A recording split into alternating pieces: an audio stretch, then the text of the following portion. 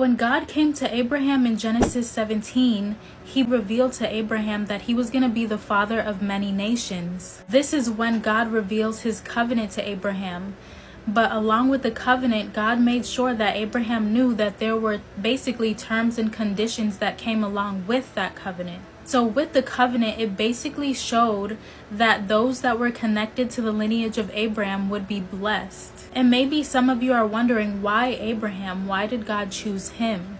And I think this is all just part of what it means to be chosen by God. So in Genesis 17:11, this is where the Lord speaks to Abraham and told him, "You are to undergo circumcision, and it will be the sign of the covenant between me and you."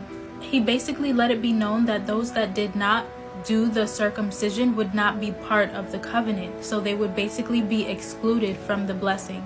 So now fast forward to the New Testament.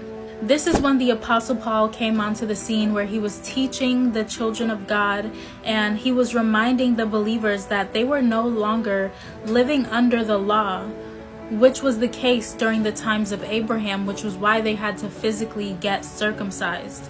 In Romans 2, the Apostle Paul was talking to them about how they did not have to work to keep the law any longer because they were under a new covenant. And he also talks about circumcision of the heart and what it truly means to be circumcised in the heart. In Romans 2, the Apostle Paul was speaking to them about those that boasted about keeping the law, but still they were dishonoring God in other ways. And when you go to Colossians chapter 2, verse 11, it says, "In him you were also circumcised with a circumcision not performed by human hands.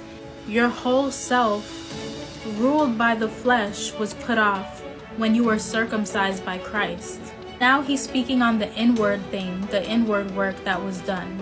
It's no longer an outward thing that needs to be done. So Romans 2:29 says, "And circumcision is circumcision of the heart by the Spirit, not by the written code.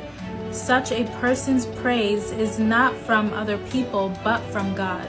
And this is how we can understand circumcision today. It is not something that is done outwardly anymore. It is truly about circumcision of the heart.